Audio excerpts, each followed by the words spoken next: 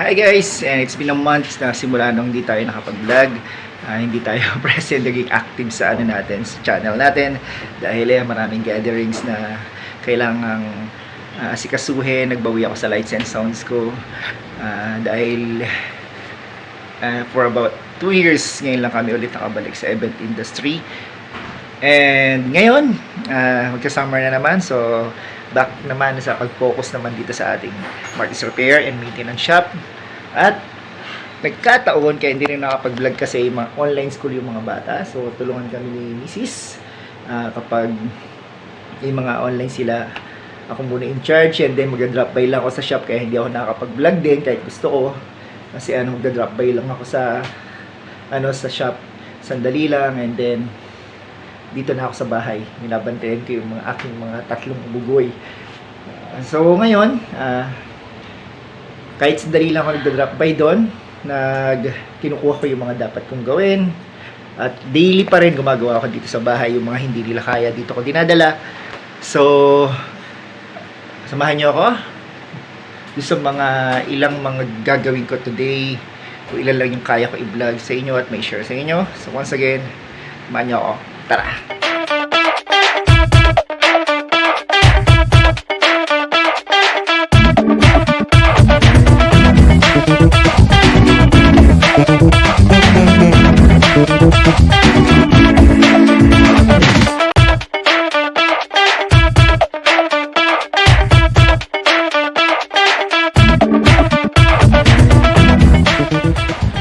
Ayan, so temporarily first time dito tayo mag-vlog sa aking bahay. So ito ang aking labas ng bahay ko, and ito yung aking mini repair table.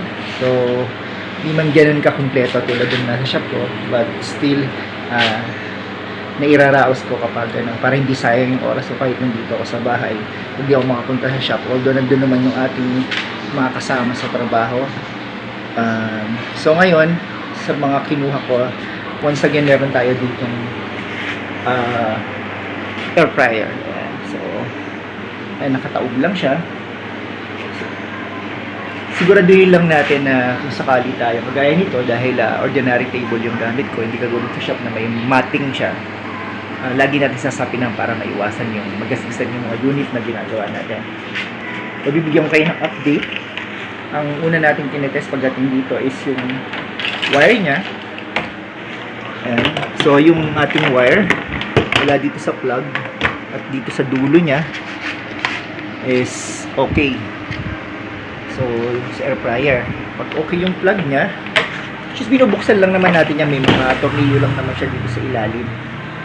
Ayan. Medyo kinalas ko na kasi kanina dahil sinisigurado ko muna. Isa sa mga tip ko rin sa inyo, yes, dito naman sa ating tutorial, hindi lang puro pagre-repair yung sinishare ko sa inyo, pati rin yung actual at realistic na diskarte sa ating pagre-repair. So mula sa labas, wire muna papasok yung ating pagtetest, and then after ng wire, ito naman makikita yung relay. Ito yung relay na to, relay switch. Siya yung nag-off on kapag pinapasok natin ito. Bali nakaganito siya.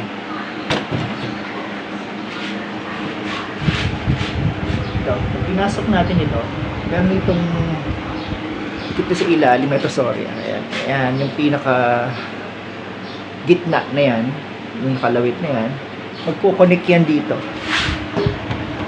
sa switch na to. Mapipindot niya to. Once na napindot niya yan, dun lang siya mag-on. So, for safety purposes yun, na pag wala yung ating canister na to, yung ating lalagyanan ng mismong pagkain, hindi siya mag-on, may iwasan. So, tinester ko na rin yun, dulot-dulo. Hindi siya medyo malikot yung camera ko ngayon. Wala akong lalagyanan. Pagpasensya nyo na. So, ito yung relay na yun. Ang pagtetest nito, continuity lang. So, kailangan lang kapag tinest natin ito, ayan, pipindutin natin doon sa may ilalim niya. Hindi ko lang kagad mapindot dahil hindi kaya ng kamay ko. So, yung continuity niya, dalawang terminal lang naman yon. kabit lang natin yung dalawang ito makikita natin dito sa may ano ko. By the way, meron kasi ako ditong test light. Ayan. Pag pinagdikit natin ito, ayan. Para mapakita ko ito sa inyo. Same lang naman to, like sinasabi, test light, parehas lang din na pagpiliti ng multi-tester natin. Ayan. So, once pag pinindot natin ito, kung buo siya, dapat iilaw yan. Ayan. Ilaw. Pinitawan, patay. So, buo din siya. This time, unlike doon sa una nating vlog regarding sa same topic, yung air fryer, na switch lang yung problema, this time, kailangan natin siyang buksan. Para makita natin, magto-troubleshoot tayo kasi ito na yung linya na papasok. Ayan. Pag tinester ko to, wala. So, in this troubleshooting, ang problema is within or internally dun sa loob na mismo ng air fryer. So, yun yung gagawin naman natin yan. So, guys, yan, bubuksan na natin siya. Sa paligid nito, yung mga tornilyo niya, paikot yan. 4 na kanto. Buksan lang natin.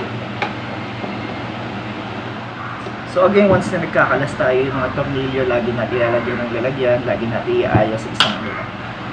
Kasi yung mga ganitong air fryer, meron siyang mga special screw na minsan hindi siya pilit, iba yung mga nut niya.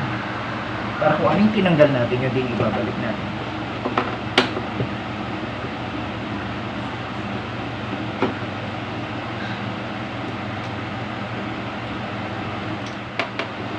Kapag sa mga first time lang maka-DIY natin, mga daddy na nagbubukas nito, at hindi pa kayo familiar, lagi kong advice is picturean muna ninyo or i-video ninyo yung mga ano para meron kayong assembly reference later on.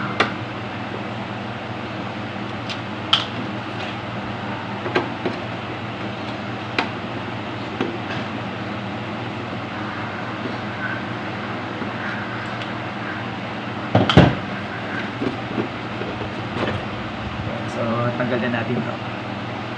Again, dito lang yan. Tanggal natin yung unang takip. Tapos ito na siya. Ayan. So, parang di malito. Kasi masyado na dito sa camera. Ayan. So, tinanggal ko lang yung mga tornilyo dito sa gilid. May 5 tornilyo. Ito na ngayon yung ano niya. Yung coil niya. At susunod natin buksan is mga tornilyo sa paligid niya. Para makita natin yung mga ano niya. Makapag-troubleshoot tayo sa loob.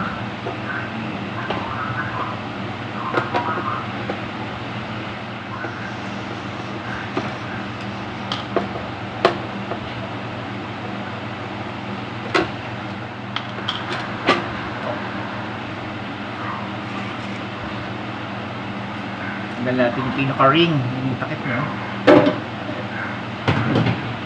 And then, meron tong parang dalawang ano dito. Ayan. Meron siyang dalawang spring. Ito.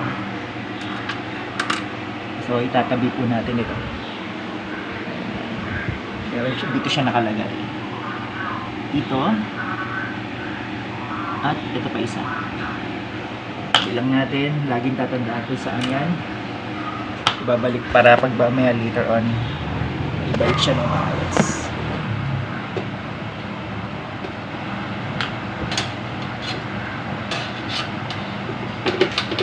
By the way, ang structure ng ano, yung nabanggit ko na rin naman sa part 1 ng vlog natin dito sa air fryer. Ang structure ng air fryer is just the same with the principle and structure of turbo boiler. Parehas lang sila. Medyo pinaso sila air fryer. Tapos yung click yung pang mga yayaman naging status symbol. So, but it's just the same with the, almost the same with the medyo kailangan natin ng socket dito sa may sa gitna yan yung tornilyo.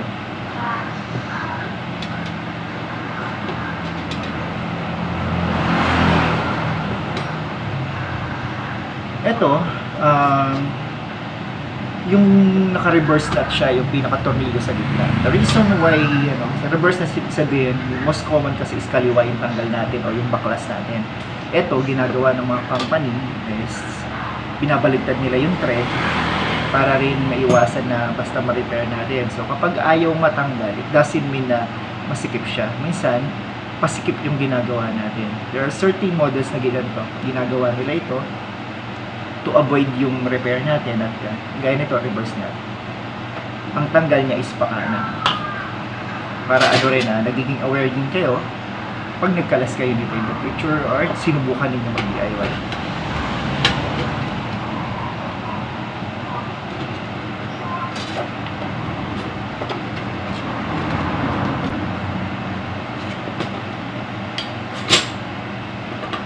Masyado lang maraming kalasin ito. Every model, every design, brand, magkakaiba. Every model and brand magkakaiba ng design na. So kahit kami na madalas nang gumagawa nito, once na encounter namin yung bagong model, pag kinakalas namin, kailangan meticuloso ka. Yung bawat kinakalas mo, kung di mo kaya tandaan, picturean mo. Ako hindi ko na kasi picturean kasi madalas ko na itong ginagawa. So, meron na kagad na idea kung saan ko ibabalik once na in-assemble ko. At tinatandaan ko.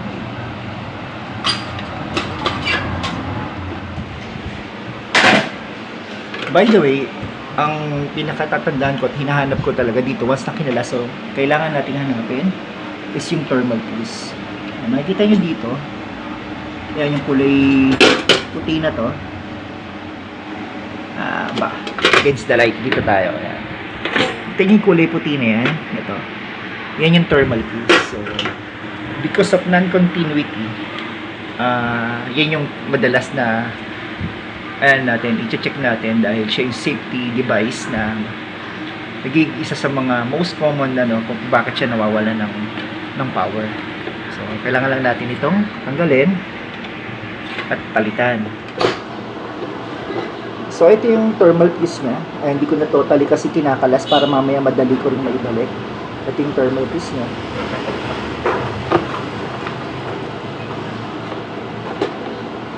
Ayan. We just have to replace this with the same value. Pero testerin muna natin. Hirap lang kasi talaga akong gumawa at saka mag-vlog dito sa bahay.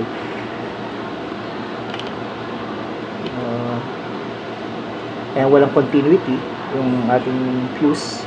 So, ibig sabihin talaga sira na.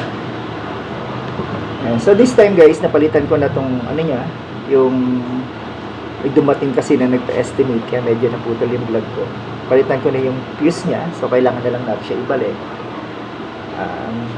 Kailangan din natin testerin muna itong coil niya. Ito yung pinakapaa ng katol. Ito yun. Ayan yung pinaka ng katol. Para lang masiguro. Kasi ang purpose natin yan is bago natin assemblein. Dahil mahirap siyang kalasin, mahirap din siyang assemblein. Para masiguro natin na lahat ng parts is okay. So, maiwasan natin yung kalas ulit. So, ito, yung coil is okay. So, most probably, lahat ng parts is, with continuity. Kailangan na lang natin ngayon, testingin naman muna, bago assembly. So, huwag tayong mag-assume na okay na palagi. Before assembly, test everything. Lahat ng continuity, lahat ng parts. Again, para hindi masayang yung effort natin. Medyo hirap ako dito sa multi-tester ko dahil wala siyang clip. Nakatulad itong naka-clip siya.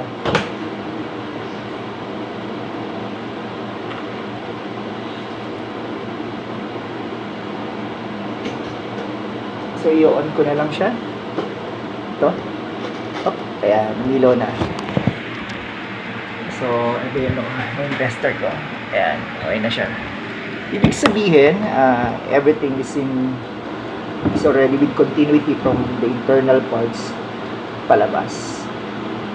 So, this time, medyo kampante na i-assemble siya para finally matest for final testing. Ganun lang naman. So, kung paano natin pinalas, kung paano natin ganun din naman natin siya ibabalik. As long na iningatan natin, tinandaan natin kung paano natin tinalas. At least ngayon napakita ko sa inyo na beyond dun sa may switch na una nating vlog, na dun lang sa may kawali lang, sa may mismong canister niya lang, yung relay switch. Ngayon naman, nadala ko kayo, napakita ko sa inyo kung paano naman mag-troubleshoot pag ang sira is doon na sa loob na ng ano. So ayan, doon sa part 1 natin is yung relay lang. Dito naman is yung thermal fuse niya. As long as testingin din natin yung coil niya, and the other parts, sadly lang kapag okay pa rin lahat yun, nagawa mo na, hindi pa rin gumana, is kapag yung board niya nang may sira, yung control panel niya, as of now, itong air fryer natin, wala pa siyang parts na available, hindi pa sa market yung ano, yung control panel niya, which is digital kasi siya. By the way, next time, papakita ko naman sa inyo kung paano naman siya i-convert ng manual. Sabi ko nga sa inyo, parehas lang naman to ng ano, ng turbo broiler. Diba, turbo broiler is manual lang naman yung switch niya. Isa sa temperature at isa sa timer niya. So, yun pa rin. It's the last option if ever na hindi siya gumana pa rin. Pagkapalitan mo na ng fuse at yun ang sira. Yun nga lang, kailangan pa rin natin consider kung worth it pa ba kapag ganun na. Costing muna natin kung yung costing niya is baka kasi pareha, almost dikit na sa presyo ng bago. Tanong muna natin sa customer, sa may-ari, kung pasok pa ba sa budget niya. So that's all. Assemble ko lang ito later on. Marami pa akong gagawin. Salamat sa sa panonood.